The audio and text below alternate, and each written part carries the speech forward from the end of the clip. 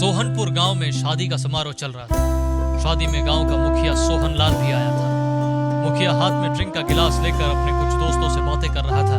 तभी स्टेज पर कुछ लड़कियां नाच गाने का कार्यक्रम करती है, जिसमें एक खूबसूरत लड़की जिसने पीला लहंगा पहना हुआ था और लंबे बाल उसके कमर तक आ रहे थे, खूब अच्छा डांस कर रही थी। दूर बैठा मुखिया उस लड़की को ही घूरे जा रहा था।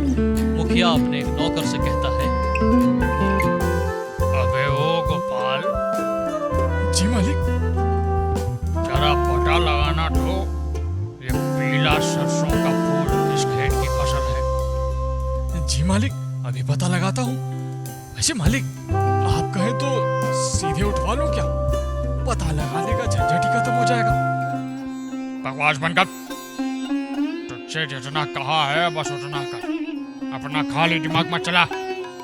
तभी शादी के मंडप से उस लड़की के जोर जोर से बोलने की आवाज आती है, अरे बेशरम बुढ़े, शर्म आनी चाहिए तुझे। अपनी बेटी से भी कम उम्र की लड़की से जबरदस्ती शादी करते हुए। गरीब की बेटी है ये सोचकर तो कुछ भी कर सकता है।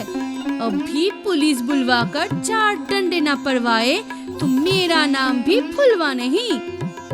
मुखिया नाम सुनकर मन ही मन बोलता है, फुलवा?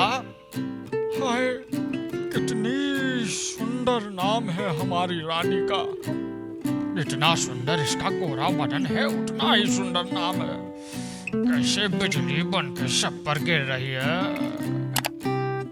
तभी मुखिया का नौकर गोपाल मुखिया से कहता है, मालिक, आप अभी भी इस तीखी मिर्ची के ख्यालों में खोए हुए हैं। लेकिन ये तो अपनी सहेली की शादी भी एक बुढ़े से नहीं होने दे रही है, तो ये खुद आप जैसे बुढ़े से कैसे पटेगी? शादी तो बहुत दूर की बात है, ये फुलवा तो आपकी तरफ देखना भी पसंद नहीं करेगी। मुखिया गुस्से से अपनी आंखें लाल करते हुए गोपाल को देखता है। बात कड़वी ही सही लेकिन थी तो सच्ची, इसीलिए मुखिया को बुरी लग गई और वो तुरंत अपनी गाड़ी में बैठकर वहां से अपने घर आ जाता है। मुखिया की हवस भरी आंखों में अब दिन रात फुलवा का ही चेहरा नजर आता था।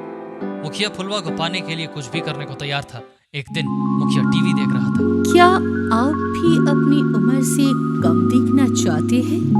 क्या आप भी 60 की एज में जवान, हैंडसम, खूबसूरत दिखना चाहते हैं? तो आज घर बैठे ऑर्डर कीजिए हमारा ये ब्यूटी प्रोडक्ट्स। अरे वाह, इसे कहते हैं बगल में चोरा और शहर में ढिंढोरा। अब मुझे कोई नहीं रोक सकता फुलवा को अपनी दुल्हन बनाने से। मुखिया तुरंत ऑर्डर करके ब्यूटी प्रोडक्ट्स को मंगवा लेता है और उन्हें रोज अपने चेहरे पर लगाकर अपनी उम्र से छोटा दिखने की कोशिश करता है। कुछ दिन बाद बालों को डाई करके अच्छे कपड़े पहनकर फुलवा के घर उसका हाथ मांगने चला जाता है। हे भगवान, ये आजकल के बुढ़ों को हो क्या गया है? हर बुढ़ा अपने से कम उम्र की लड़की से शादी करने को मरा जा रहा है। पर आप तो गांव की मुखिया है, आपसे ऐसी उम्मीद नहीं थी। कहीं आपका दिमाग तो खराब नहीं हो गया है? मुखिया उठकर फुलवा का हाथ पकड़ लेता है। फुलवा को अपनी बाहों में खींचते हुए कहता है, दिमाग तो एकदम ठीक है लौंडिया, लेकिन नीयत खराब हो गई है। अब चुपचाप शादी के लिए हाँ कर दे, तो और भी रास्ता है तुझे अपना बनाने का। फुलवा मुखिया को जोर का धक्का देकर नीचे गिरा देती है और गुस्से से लाल पीली होते हुए बोलती है, अच्छा, हाथ तो लगा कर दिखा मुखिया। तेरी बारात पुलिस थाने ना भिजवा दी तो मैं भी अपनी बाप की बेटी नहीं। पुलिस का नाम सुनकर मुखिया थोड़ा घबरा जाता है। गांव में अपनी इज्जत और मान सम्मान के खो जाने के डर से वो फुलवा के घर से चुपचाप लौट आता है। लेकिन फुलवा को पाने की चाहत अभी तक उसके दिमाग से निकली नहीं थी। मुखिया का एक वफादार नौकर था हरिया। हरिया दिखने में काफी खूबसूरत और नौजवान था।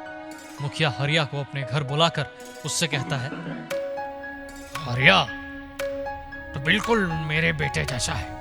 मेरा ही नमक खाकर तू इतना बड़ा हुआ है, इसलिए मुझे तेरी शादी की चिंता होती है बेटा। मैंने पास के गांव में तेरे लिए रिश्ते की बात की है। लड़की बहुत सुंदर है, तू अपनी एक अच्छी फोटो मुझे दे दे, मैं पंडित के हाथों भिजवा दूंगा। अगर लड़की वालों को भी तू पसंद आ गया तो धूमधाम से तेरी शादी करवाऊंगा मैं। हरिया बहुत वफादार नौकर था। वो अपने मालिक की हर बात चुपचाप मान लेता था। उसने अपनी फोटो पंडित के हाथों फुलवा के घर भिजवा दी। फुलवा की माँ अच्छा रिश्ता समझकर फुलवा को शादी के लिए मनाने लगती है। देख बेटी, हम गरीब लोग हैं। मुखिया जैसे ना जाने कितने लोग तुझ पर नजर गराए बैठे हैं और मुझे तो ये रिश्ता अच्छा लग रहा है। तू हाँ कर दी इस रिश्ते के लिए। अपनी गरीबी को देखते हुए और लोगों की गंदी नजर से पीछा छुड़ाने के लिए फुलवा रिश्ते के लिए हाँ कर देती है। किसी को शक न हो इसलिए मुखिया सोहनलाल हरिया की शादी से दूर ही रहता है। बहुत ही सिंपल तरीके से मंदिर में दोनों की शादी हो जाती है। फुलवा पति के रूप में हरिया को पाकर बहुत खुश थी। हरिया का छोटा सा घर जैसे हरिया ने फूलों से सजाया हुआ था, हरिया दुल्हन बनी फुलवा को अपने घर के अंदर लेकर आता है। यही है तुम्हारे पति का छोटा सा घर। पता नहीं तुम्हें पसंद आएगा कि नहीं, लेकिन तुम चिंता मत करना, मैं जल्दी ही मेहनत मजदूरी करके इससे अच्छा और बड़ा घर ले लूंगा, सिर्फ तुम्हारे लिए। मैं राजा तो नहीं हूँ, लेकिन मैं तुम्हें रानी बनाकर जरूर रखूंगा।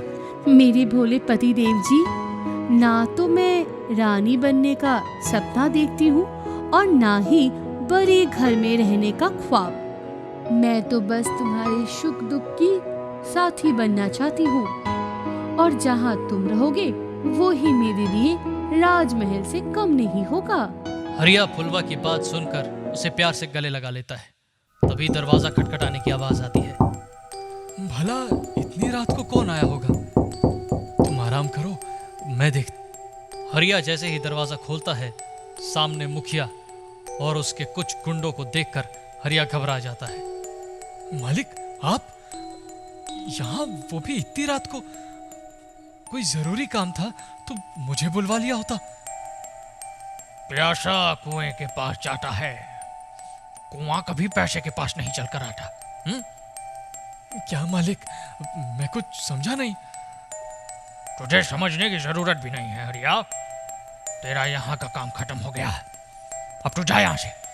और आज हवेली पर दारू का अच्छा इंतजाम किया हुआ है मैंने, खूब मजे करना।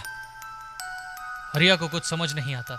वो मुखिया के सामने हाथ जोड़ते हुए कहता है, मालिक, आज मेरी शादी हुई है, मैं अपनी पत्नी को ऐसे अकेला छोड़कर नहीं जा सकता। वो तेरी पत्नी बाद में बनी है, पहले मेरी पसंद बनी थी, इसलिए मैंने तेरी शादी उससे करवाई थी। तेरी शादी हो गई, अब तू निकल और सुहाग रात मुझे मनाने दे। मुखिया की बात सुनकर हरिया को गुस्सा आ जाता है। वो आगे बढ़कर मुखिया का कॉलर पकड़ लेता है। जुबान संभाल कर बात कर मालिक। फुलवा मेरी पत्नी है और उसकी इज्जत की रक्षा करना मेरा कर्तव्य है। आज ऐसा ना हो कि एक नौकर के हाथों मालिक का खून हो जाए, इसलिए चले जाइए यहाँ से चुपचाप। तभी मुखिया के गुंडे हरिया को धक्का देकर नीचे गिरा देते हैं और डंडे से हरिया की पिटाई करना शुरू कर देते हैं।